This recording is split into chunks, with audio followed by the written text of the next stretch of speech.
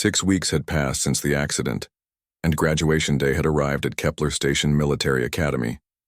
The massive ceremony hall was filled with cadets from dozens of species, and their families who had traveled from across the galaxy to attend. Taemin sat with Squad Helix 7 in the front section reserved for honor graduates. His biocast had been removed 3 days earlier, revealing a left arm that was completely healed but bore interesting scars where the bones had been broken. Dr. Yithna had told him the scars would fade with time, but Taemin had decided to keep them as reminders. "I still cannot believe you are graduating with honors," Velthar said, his crystal voice chiming softly. "After missing a week of training due to your injuries." He didn't really miss training, Lithara pointed out. He just modified it. This was true.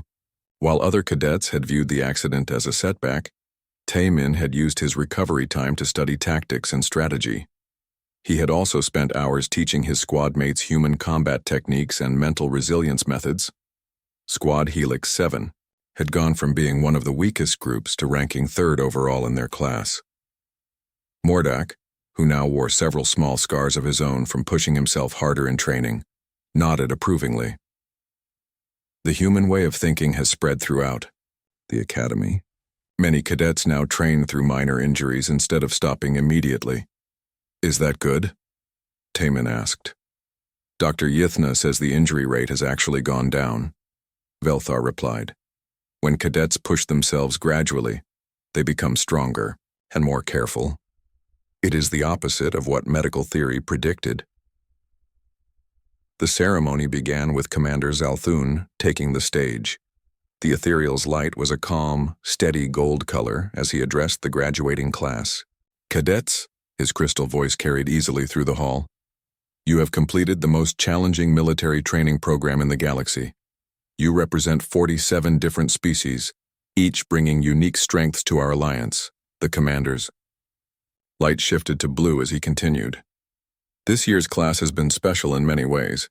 We have learned that our understanding of species capabilities was incomplete.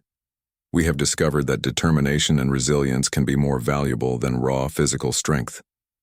Taemin felt hundreds of alien eyes turning toward him. Word of the human who walked off a major injury had spread throughout the academy and beyond. "Today we graduate not just individuals, but a new philosophy of training and service," Commander Zalthun continued. "We have learned that the greatest strength is not the ability to avoid failure, but the will to continue despite it." The award ceremony began with standard honors for academic achievement, leadership, and technical skills. Then came the special recognitions. The Galactic Cross for Exceptional Resilience, Commander Zalthun announced, is awarded to individuals who demonstrate extraordinary courage and determination in the face of adversity. This year, for the first time in Academy history, this award goes to someone who showed us that resilience is not about avoiding injury, but about refusing to let injury define your limitations. Taemin felt his squad mates pushing him to stand up. He walked to the stage on unsteady legs, aware that thousands of beings were watching him. "Cadet Lee Taemin," Commander Zalthun said as he presented the medal, "your actions have changed how we understand the nature of strength. You have shown us that sometimes the greatest victory is simply continuing to move forward." As Taemin accepted the medal, the entire auditorium erupted in applause. But it wasn't the polite clapping he had expected. Alien species that had never heard of Earth 6 months ago were giving him a standing ovation that lasted for several minutes. When he returned to his seat, So Young was wiping tears from her eyes. "You know what this means, right?" she whispered. "What? You've just become the most famous human in the galaxy. Every species here is going to go home and tell stories about the human cadet who walked off a 30-foot fall." After the ceremony, there was a reception where graduates could meet with their families and academy officials. Taemin was surrounded by a crowd of aliens asking questions about human culture and requesting demonstrations of human techniques. Dr. Plixandra approached with a thick data pad under one of her 6 arms. "Cadet Taemin," she hooted softly. "My research on human capabilities is complete. Would you like to see the results?" The report was fascinating. Dr. Plixandra had discovered that humans were unique in the galaxy for their combination of pain, tolerance, adaptability, and psychological resilience. While other species had evolved to avoid dangerous situations, humans had evolved to survive them. Your species is remarkable, she explained. Most intelligent life forms develop civilization by learning to avoid pain and hardship. Humans developed civilization while continuing to embrace challenges that would destroy other species. Is that why we're good at exploration and colonization? Taemin asked. Exactly. Other species send unmanned probes to dangerous places. Humans send themselves. Dr. Yithna joined the conversation, her skin a pleased blue color. I have updated the Galactic Medical Database with human-specific protocols. Your people are now classified as Extreme Resilience Species. It's a new category we had to create. What does that mean? It means human medical emergencies are handled differently than other species. Where we would immediately sedate and immobilize other patients, humans are assessed for their ability to remain conscious and mobile during treatment. Commander Zalthun approached their group, his light now a warm purple color indicating satisfaction. Cadet Taemin, he said, I have an interesting offer for you. The Galactic Alliance Council has requested that Earth establish a human resilience training program. They want human instructors to teach other species about mental toughness and pain management. That sounds like a big responsibility, Taemin replied. It is, but based on what we have observed here, humans have something to teach the rest of the galaxy about persistence and determination. As the evening continued, Taemin found himself telling the same story over and over again to curious aliens. Each time he tried to explain that what he had done wasn't extraordinary by human standards. My grandfather worked in the mines with black lung disease for 20 years, he told a group of gas-breathing nebulans. My mother finished her university exams with pneumonia. My younger sister played in a piano recital with a sprained wrist. The aliens listened with amazement. To them, these stories sounded like tales of legendary heroes. To Taemin, they were just normal examples of human stubbornness. Later that night, Squad Helix 7 gathered in their quarters one last time before shipping out to their new assignments. I will miss training with humans, Velthar said.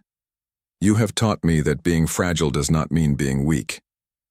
Your people's determination has inspired my entire species, Lithara added. The Mare High Council has requested cultural exchange programs with Earth. Mordak was quiet for a long time before speaking. Among my people, we have legends of warriors who cannot be defeated. After training with you, I believe those legends were about humans we had not yet met. You're all going to do great things, Taemin said. Just remember what we learned together. You're all tougher than you think you are. 6 months later, Taemin received a message at his new posting on the frontier colony of New Geneva. It was from Dr. Plixandra, updating him on the effects of his academy experience.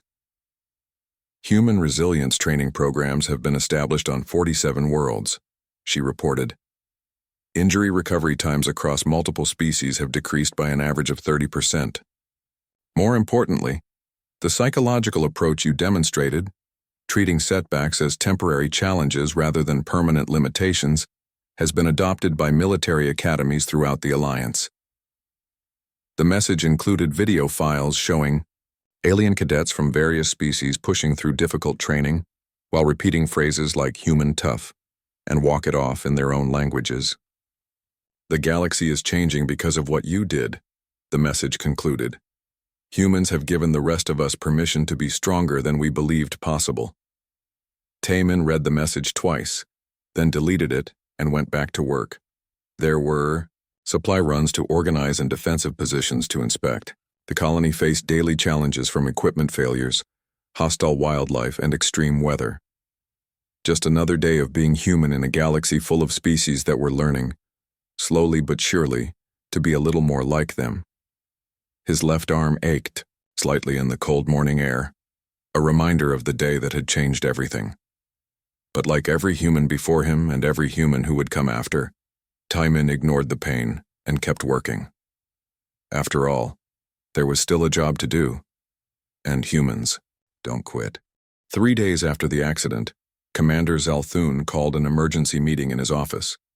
The commander was an ethereal, a species that looked like tall, glowing humanoids made of pure energy contained in a translucent shell. When ethereals were concerned about something, their light grew brighter and changed colors rapidly. Right now, Commander Zalthun was flashing like a strobe light. "Dr. Yithna," he said, his voice sounding like wind through crystal caves. "Explain to me again what happened with the human cadet." Dr. Yithna's skin had settled into a steady blue color, which meant she was trying to stay calm and professional. "Sir, Cadet Lee Taemin sustained injuries that should have been fatal, or at minimum should have left him unconscious for several days. Instead, he remained alert and requested to return to training the next morning. And his current condition? He shows no signs of distress. His broken bones are healing at a normal rate, but he continues all activities as if he were not injured at all. This morning he outperformed 3 healthy cadets in combat exercises using only one arm. Also present in the meeting was Dr. Plixandra, a scholar from the Mentari species. The Mentari looked like large furry owls with 6 arms and were known throughout the galaxy for their research abilities. Dr. Plixandra had been studying humans since the exchange program began. "Commander," she said in her soft, hooting voice, "I believe we need to conduct a full study of human physiology and psychology. This incident suggests that our initial assessments of their species were completely wrong." "What do you mean?" "Commander." Zalthun's light had shifted to a steady orange, indicating focused attention. Dr. Plixandra spread several data pads on the table with her 6 arms. "When humans first applied to join the Galactic Alliance, our evaluation teams rated them as average in most categories: moderate strength, moderate speed, moderate intelligence. We saw no exceptional abilities." "That assessment appears to have been incorrect," Dr. Yithna added. "Very incorrect," Dr. Plixandra continued. "I have been researching human history since the incident. Commander, did you know that humans regularly participate in activities that would be considered torture by most galactic species?" She activated a holographic display showing images from Earth. "They have competitions where individuals run for over 26 miles without stopping. They climb mountains in freezing temperatures for recreation. They participate in combat, sports where the goal is to injure your opponent." Commander Zalthun's light flickered with disbelief. "For recreation? Yes, sir. And more importantly, they have historical records of soldiers continuing to fight after losing limbs, workers who refuse medical treatment for serious injuries, athletes who compete while sick or hurt." Dr. Yithna added her own findings. "I have been reviewing human medical literature. They have a chemical in their bodies called adrenaline that allows them to ignore pain and perform beyond their normal limits during emergencies. But Cadet Taemin wasn't in an emergency situation during his recovery. He was simply continuing normally." "There's more," Dr. Plixandra said, bringing up another display. "Humans have redundant biological systems. If one kidney fails, they can survive with the other. If part of their liver is damaged, it can regenerate. Their bones actually become stronger after being broken and healed. They are built to survive damage that would kill other species." The meeting was interrupted when Instructor Kexval requested permission to enter. His usual quick, sharp movements seemed more nervous than normal. "Commander," he said, "I need to report on the human cadet's training progress." "Proceed." "Sir, Cadet Taemin is outperforming expectations in all areas despite his injuries. This morning, he completed the advanced obstacle course faster than any cadet in his class. He has been helping train other cadets in combat techniques. His squad, which was previously one of the weakest, is now ranking in the top 10%. Commander Zalthun's light had shifted to rapid purple flashing. "Are you saying that injuring the human made him more effective?" "Not exactly, sir. I believe the injury revealed capabilities that were already present. Other cadets are now asking to train with him because they want to learn human techniques." Dr. Plixandra made excited hooting sounds. "This supports my research. Humans appear to view obstacles and injuries as challenges to overcome, not reasons to stop. It's a fundamental difference in psychology." "There's something else," Kexval continued. "Other species cadets are starting to change their behavior. Yesterday, Cadet Velthar pushed himself harder in training than ever before, despite the risk to his crystal structure. He said he was inspired by the humans' determination. Cadet Lithara spent an extra hour outside her water tank during desert survival training, he added. When I asked why, she said if a human could function with broken bones, she could handle a little dehydration. Commander Zal Thun was now flashing so rapidly that the room looked like it was under a disco ball. The humans are influencing other species to exceed their normal limitations? Yes, sir. Even Cadet Mordok, who comes from a warrior culture, has commented that human determination is beyond anything his people have experienced. Dr. Yithna consulted her medical notes. I should mention that I have received requests from 17 other alien cadets asking about human pain tolerance training. They want to know if it's possible to learn human techniques for ignoring injury. This is unprecedented, Dr. Plixandra said. In all my years studying interspecies psychology, I have never seen one species inspire such dramatic behavioral changes in others. Commander Zalthun's light gradually settled into a steady white glow, which meant he had reached a decision. Dr. Plixandra, I want you to conduct a comprehensive study of human capabilities, not just physical, but psychological and cultural as well. We need to understand what makes them different. Yes, sir. Dr. Yithna, update our medical protocols for human cadets. It appears our standard procedures are not appropriate for their species. Already working on it, sir. Instructor Kexval, continue monitoring the human cadets' progress and document any changes in behavior among other species cadets. After the others left, Commander Zalthun remained in his office reviewing the reports. As an ethereal, his species had evolved beyond physical needs centuries ago. They no longer felt pain, hunger, or fatigue. This had always seemed like an advantage, but now he wondered if they had lost something important in the process. The next morning, news of the research project had spread throughout the academy. Taimin found himself surrounded by curious alien cadets asking questions about human culture and biology. Is it true that humans can regrow parts of their bodies? Asked a tree-like Sylvanian. Not exactly, Taimin explained, but our bones get stronger after they heal, and our liver can regenerate if part of it is damaged. How do you train your pain tolerance? This from a small mouse-like squeaker. We don't really train it, Taimin said. It's just part of how we are. When something hurts, we try to push through it instead of stopping. But why? Asked a gelatinous blob creature. Why not rest and recover properly? Taimin had to think about that question. It wasn't something humans usually discussed because it seemed so obvious to them. I guess, he said finally, because we believe that giving up is worse than being hurt. We'd rather try and fail than not try at all. The aliens looked at each other in amazement. To most galactic species, pain was a signal to stop and seek help. The idea of deliberately continuing through pain was almost incomprehensible. That evening, So Young found Taimin in the squad quarters. His alien teammates were asking him to demonstrate human meditation techniques. You're becoming famous, she said with a grin.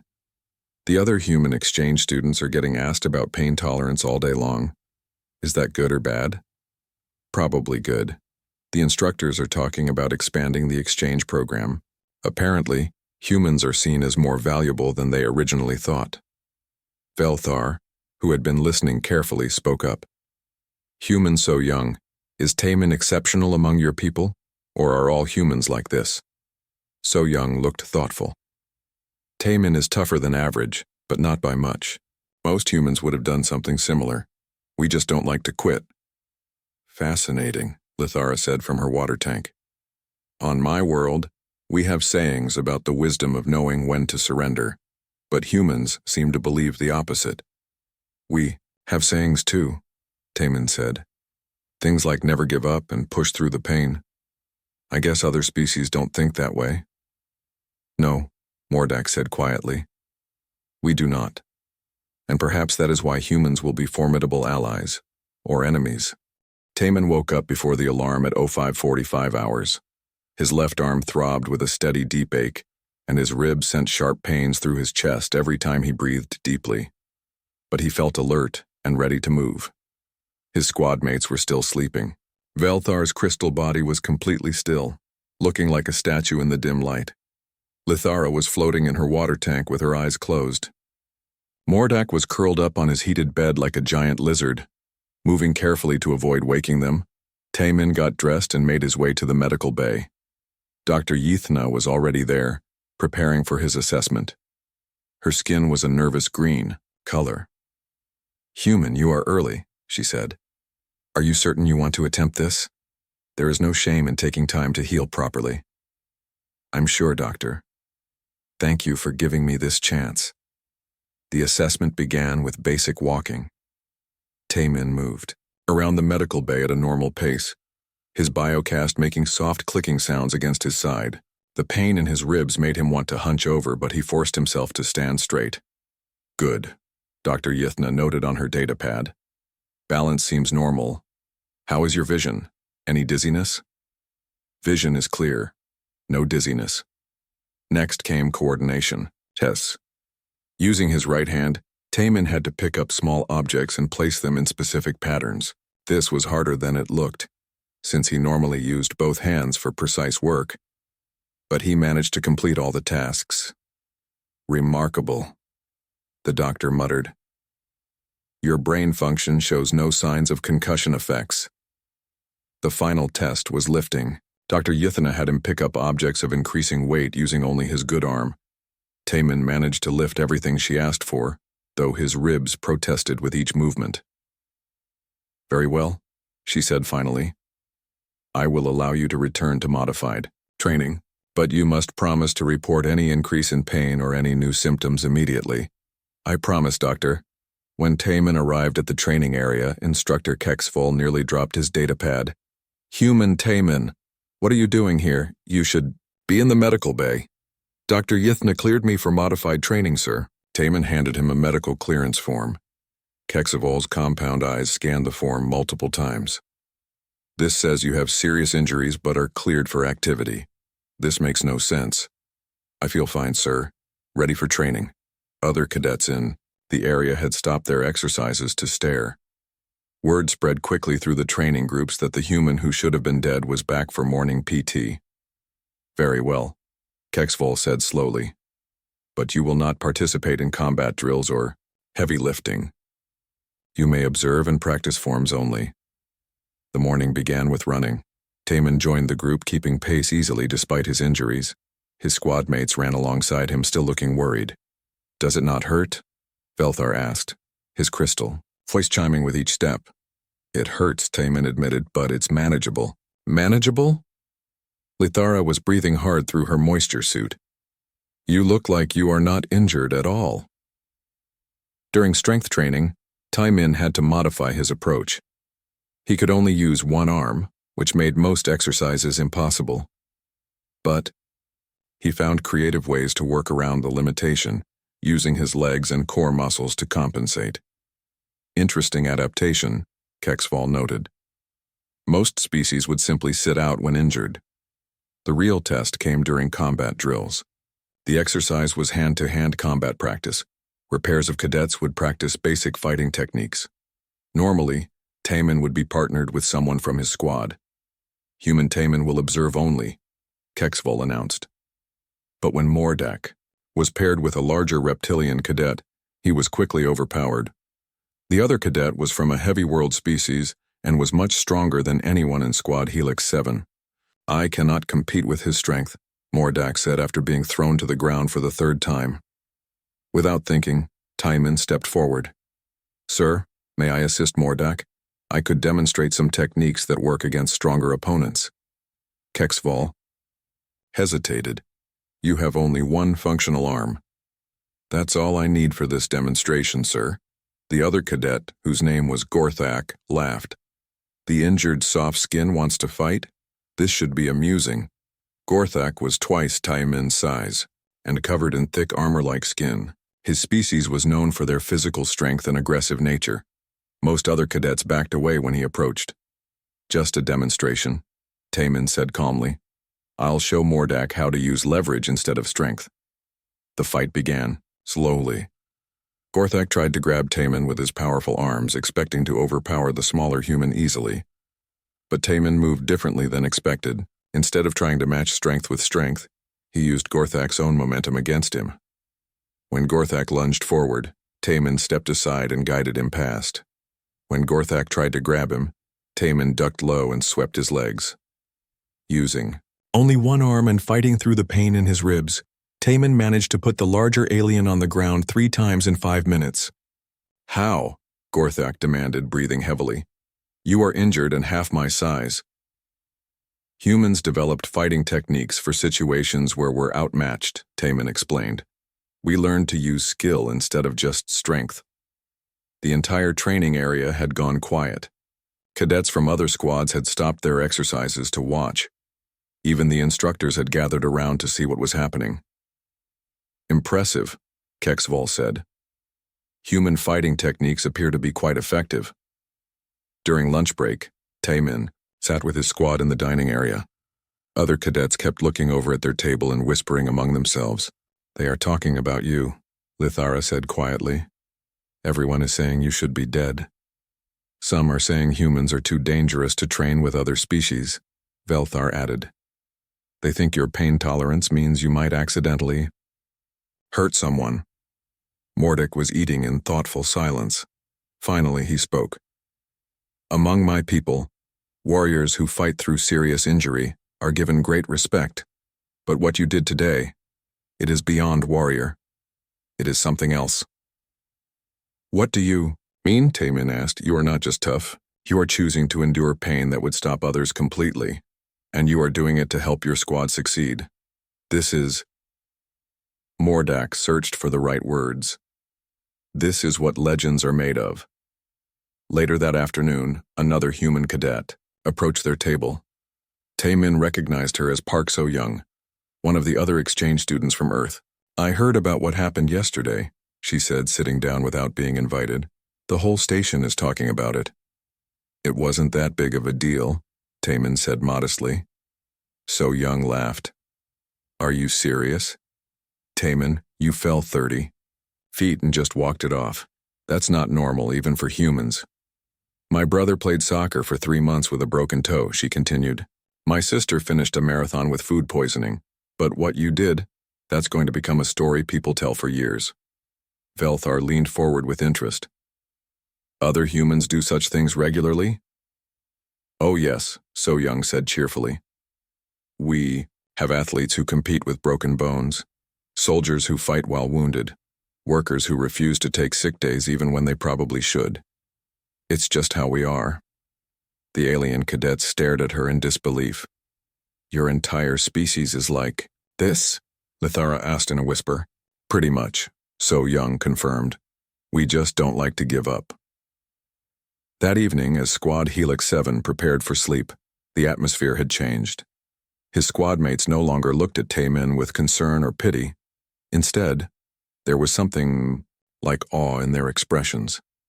Human, Velthar said as they settled into their beds. I believe I understand now why your species was accepted into the Galactic Alliance despite being so new to space travel. What do you mean? Any species that refuses to surrender, even when badly injured, would be very valuable as allies. As Taemin drifted off to sleep, his left arm still aching in its biocast, he thought about what Velthar had said. Maybe humans really were different from other species. Maybe their stubborn refusal to give up was more unusual than he had realized. Tomorrow would bring new challenges, but Taemin was ready for them. Pain or no pain, he would keep going. The medical bay was unlike anything Taemin had ever seen. The walls glowed with a soft blue light, and strange instruments hung from the ceiling like metal tentacles. Dr. Yithna worked quickly, her 4 eyes allowing her to watch multiple monitors, at the same time while her assistants prepared equipment. Hold still, human, she said as she ran a scanning device over his body. This will show us the internal damage. The scanner made a humming sound and projected a 3-dimensional image of Taemin's skeleton in the air above him. Even he could see that something was very wrong. His left arm had 2 clear breaks where the bones were separated. Several ribs showed bright red cracks.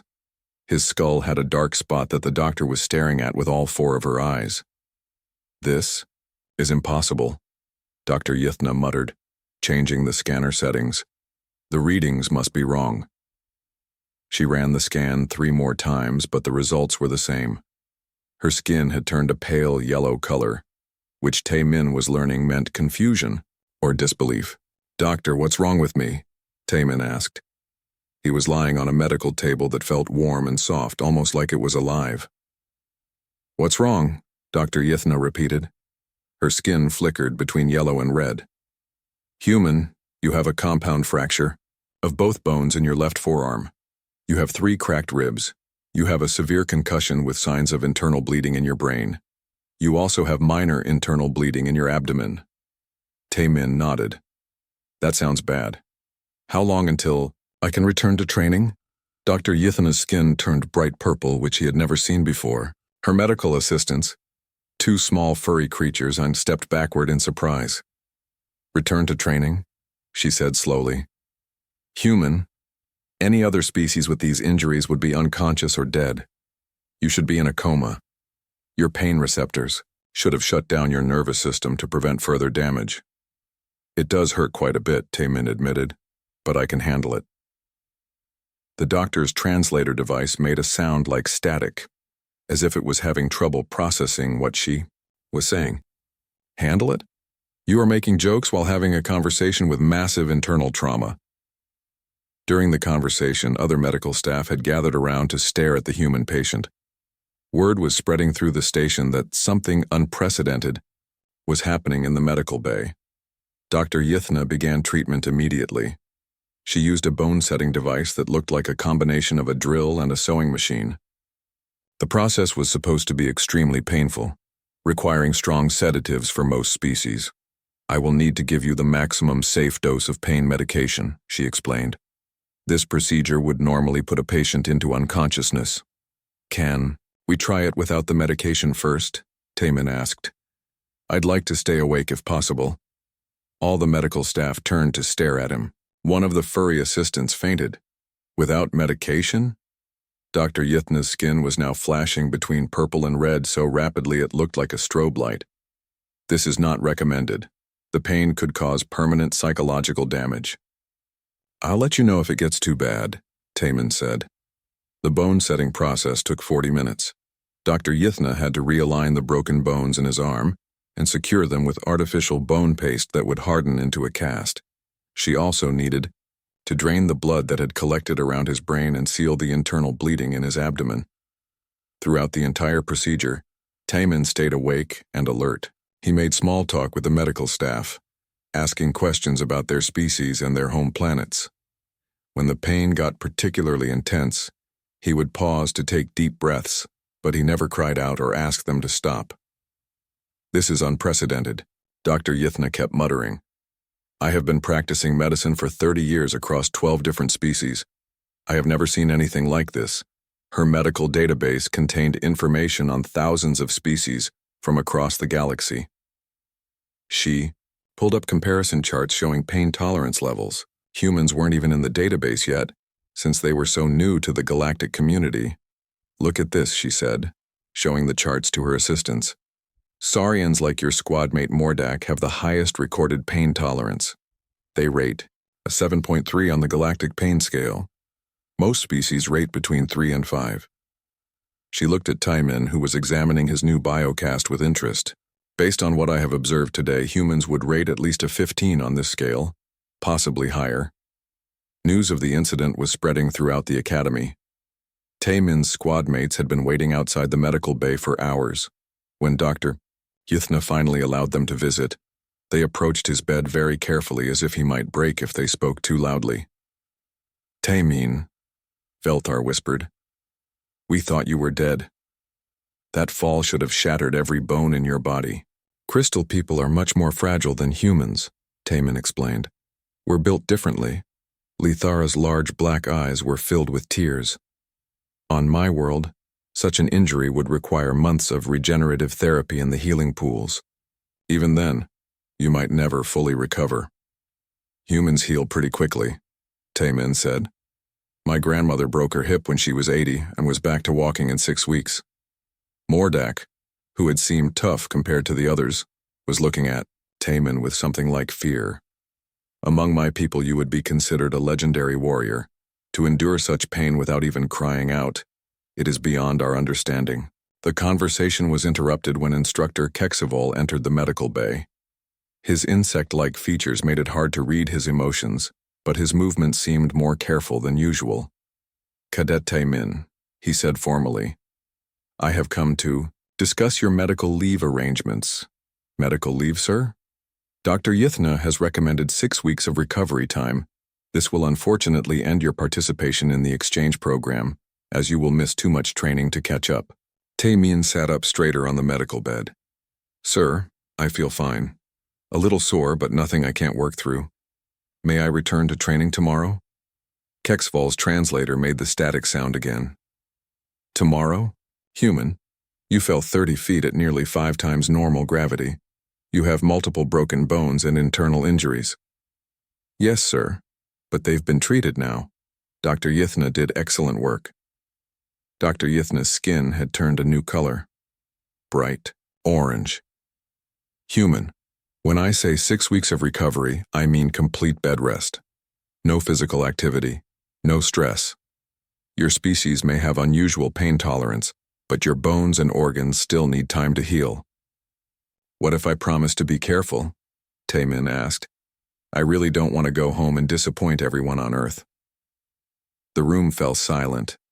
All the aliens looked at each other, communicating in ways that Taemin couldn't understand. Finally, Dr. Yithna spoke. I will make a deal with you, human.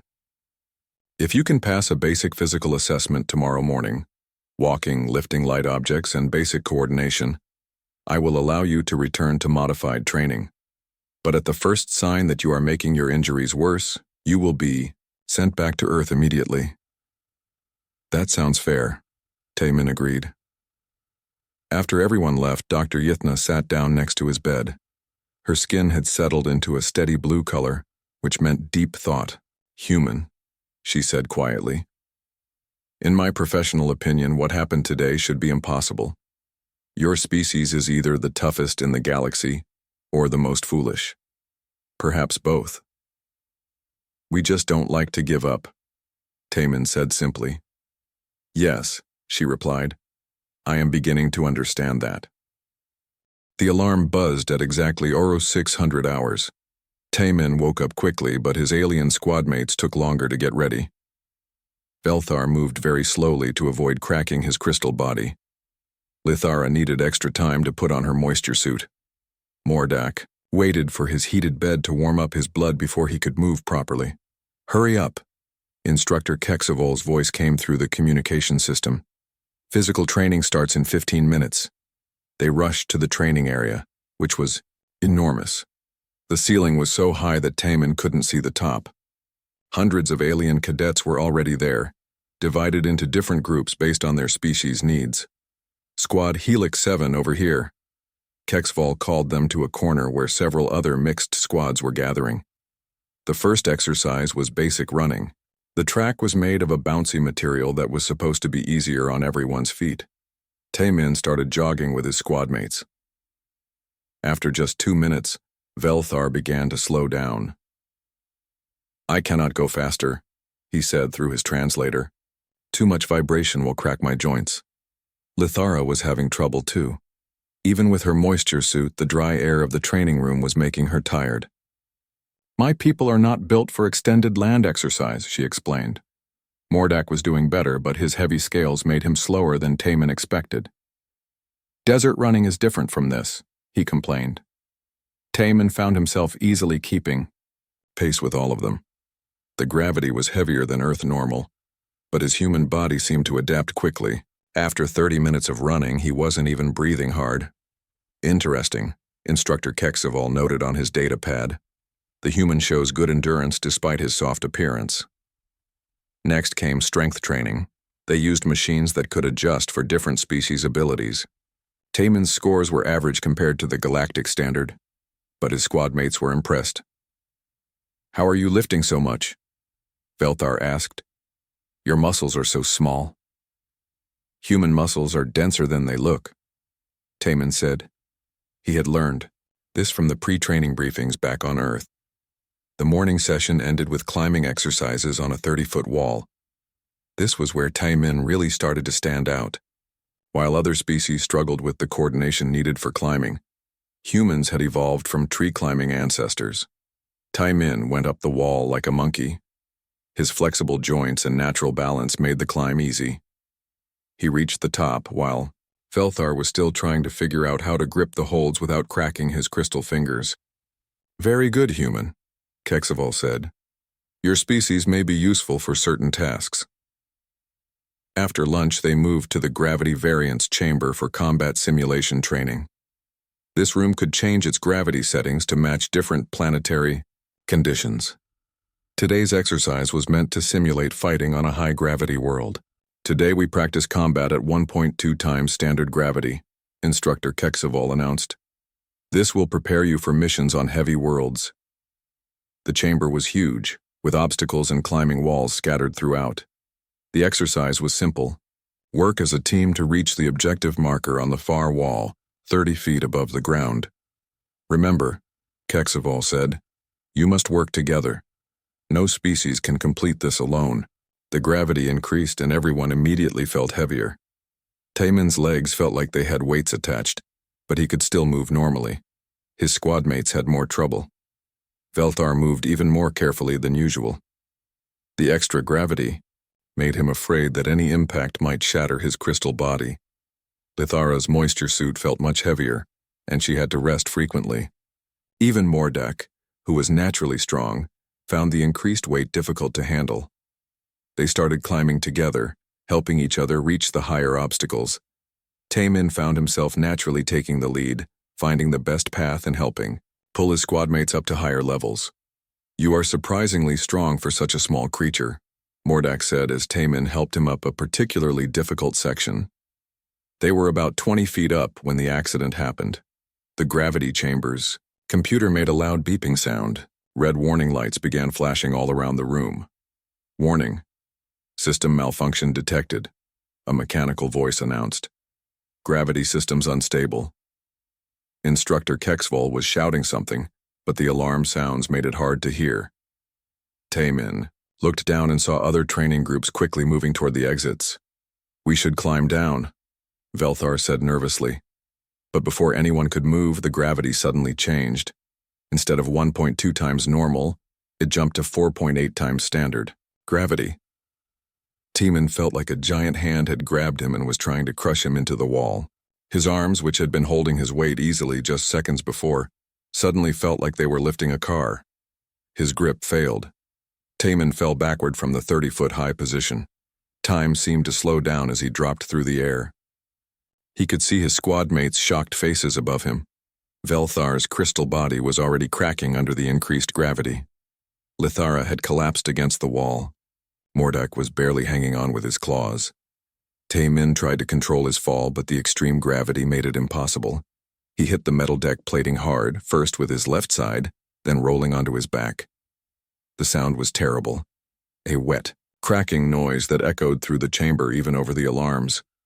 Pain exploded through Taimin's body. His left arm felt wrong, like it was bending in directions that arms weren't supposed to bend. His head was pounding and he could feel something wet running down his face. His ribs felt like someone was stabbing him with knives every time he tried to breathe. But he was conscious. He could think clearly despite the pain. "Emergency! Medical emergency in Chamber 7. Kexaval was shouting into his communicator. "Human cadet down. Severe trauma." Through his pain, Taimin could hear other aliens in the chamber making distressed sounds. Someone was crying. Others were making noises that might have been prayers or calls for help in their own languages. "Don't move him," someone shouted. "Moving him might kill him." Taimin tried to speak, but only made a groaning sound. He tried again. He managed to say. His voice sounded weak and strange. "Is the exercise over?" The chamber went completely quiet except for the alarms. All the aliens stared at him in shock. A few seconds ago, they had been sure they were looking at a dead body. No species could survive that kind of fall at nearly 5 times normal gravity. But the human was not only alive, he was trying to talk. Medical personnel came running into the chamber. Dr. Yithna, the chief medical officer, was leading them. She was a tall alien with 4 eyes and skin that changed colors based on her emotions. Right now, her skin was flashing bright red, which Taemin had learned meant extreme concern. "Bring the emergency transport," she ordered her team. "This human needs immediate surgery." As the medical team surrounded him, Taemin tried to sit up. The movement sent waves of pain through his body, but he managed to prop himself up on his right elbow. "Sir," he said to Instructor Kexvol, "do we continue training tomorrow?" Dr. Yithana's skin turned a color that Taemin had never seen before. Her 4 eyes were wide with disbelief. "This is not possible," she whispered. "He should be unconscious. He should be in shock. He should be dead." Kexvol finished quietly, but Taemin was very much alive and asking about tomorrow's training schedule. Lee Taemin stood at the viewing window of the transport ship, watching the massive space station grow larger as they approached. Kepler Station Military Academy looked like a giant metal flower floating in space, with 8 arms stretching out. From a central hub, each arm was as long as a city block and housed thousands of cadets from across the galaxy. "First time seeing the academy?" asked the pilot, a blue-skinned alien with 4 eyes. "Yes, sir," Taemin replied in his careful English. He had studied the language for years, but speaking it with aliens still felt strange. "It's bigger than I thought." The pilot laughed. "Wait until you see the inside, human. Your people are small compared to some of the others here." Taemin nodded politely but didn't say anything. He had heard this comment many times during his journey from Earth. Humans were new to the Galactic Alliance, and most aliens seemed to think they were weak. The Korean Federation had worked hard to get him this chance. He was one of only 20 humans accepted into the exchange program. The docking procedure took 30 minutes. When Taemin finally stepped off the transport, he felt the artificial gravity pull at him. It was set to standard galactic measure, which was slightly heavier than Earth normal. His legs felt tired after just a few steps. "Cadet Lee Taemin," a voice called his name from across the busy docking bay. Taemin turned and saw a tall insect-like creature walking toward him. It had 6 arms and moved with quick, sharp movements. Its voice came from a translator device on its chest. "I am Instructor Kexvol," the creature said. "I will be your training supervisor." "Yes, sir," Taemin said, giving a small bow. "Thank you for accepting me." Kexvol's compound eyes looked Taemin up and down. You are smaller than the report said, and that pale skin looks very thin. Are you sure your species can handle military training?" "Yes, sir. Humans are stronger than we look. We will see about that." Kexvol turned and began walking. "Follow me. I will show you to your quarters and introduce you to your squad."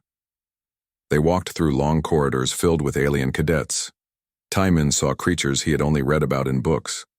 Some were tall and thin like walking trees. Others were short and covered in thick fur. A few looked almost human but had different colored skin or extra arms. Most of them stared at him as he passed. Some whispered to their friends in languages he didn't understand. A few pointed at him and laughed. Taemin kept his face calm and followed Instructor Kexvol. "Your species is famous here," Kexvol said without turning around. "Everyone wants to see the soft flesh bags from the third rock." "Third rock, sir?" "That's what they call your planet. Earth is the 3rd planet from your sun, yes? Very amusing to most species here. They think it sounds primitive." Taemin felt his face get warm with embarrassment, but he said nothing. They reached a large door marked with symbols he couldn't read. Kexvol pressed his hand against a scanner and the door slid open. "Squad Helix 7, Kexvol announced as they entered. "Meet your new member." The room was set up like a small apartment with 4 sleeping areas. 3 aliens looked up from what they were doing. One was sitting on a bed that looked like it was made of crystal. Another was near a water tank breathing through a tube connected to a mask. The third was lying on a heated rock platform. "This is Cadet Lee Taemin from Earth," Kexvol said. "Taemin, meet your squad mates." The crystal creature stood up first. It moved very carefully like it was afraid of breaking. "I am Velthar from the Zephyr system. My people are made of living crystal. We must be very gentle with everything. Velthar's voice was like the sound of wind chimes. When he walked, Taimin could see light passing through his transparent body. The creature in the water tank pulled off its breathing mask. I am Lithara of the Merhai people. We live in the deep oceans of Aquatica. This water keeps my gills from drying out. Lithara had blue-green skin and large black eyes. Her fingers were webbed and she moved with flowing motions like she was swimming even in the air. The third alien rolled off the heated rock. Mordak, from the desert world Scorian. My people are reptilian. We need heat to keep our blood warm. Mordak looked like a large lizard walking on two legs. His scales were dark green and his eyes were yellow with vertical pupils. When he spoke, Taimin could see sharp teeth. So you are the famous human, Mordak said. You look very soft and pink, like a baby creature. Mordak, Lithara scolded. Be polite to our new squadmate. I am being honest, Mordak replied. Look at him, no scales, no shell, no natural armor. How does his species survive? We manage, Taimin said quietly. Instructor Kexavol clacked his mandibles together in what might have been laughter. You will all find out soon enough. Training begins at 0600 tomorrow. Physical fitness, combat drills, and tactical exercises. I suggest you all get rest. After the instructor left, the squad spent the evening getting to know each other. Belthar explained that his people were peaceful and rarely fought. Any hard impact could crack their crystal bodies, which took months to heal. Lithara told them about her underwater cities and how her people solved problems by working together instead of fighting. She needed to spend several hours each day in her water tank to stay healthy. Mordak talked about the harsh desert where he grew up. His people were warriors who proved their strength through combat. He seemed disappointed that the other squad members were not fighters. When it was Taimin's turn, he told them about Earth and Korea. He explained that humans came from many different countries and cultures, but they were learning to work together. Your planet has only one species? Velthar asked in surprise. Yes, just humans. But we have many different groups and languages. How strange, Lithara said. Most worlds have several intelligent species. Humans must be very violent to drive out all other species, Mordak observed. We didn't drive anyone out, Taimin said. We were the only ones who developed intelligence on our world. The conversation continued late into the night. Taimin learned that most of his squad mates came from worlds where different species lived, together peacefully. The idea of one species dominating an entire planet seemed unusual to them. When they finally went to sleep, Taimin lay on his simple bed and looked out the small window at the stars. Tomorrow would be his first day of training, with aliens. He hoped he could prove that humans belonged in the Galactic Alliance. He thought about his family back in Seoul, and the millions of people on Earth who were counting on him and the other exchange students to succeed. The Korean Federation had chosen him because of his high scores in physical training and his ability to learn languages quickly. But lying here next to these alien creatures, he wondered if he was really ready. Velthar's crystal body caught starlight and made rainbow patterns on the walls. Lithara's water tank bubbled quietly. Mordak's heated bed glowed red in the darkness. Taimin was just a regular human with soft skin and no special abilities. Tomorrow he would find out if that was enough.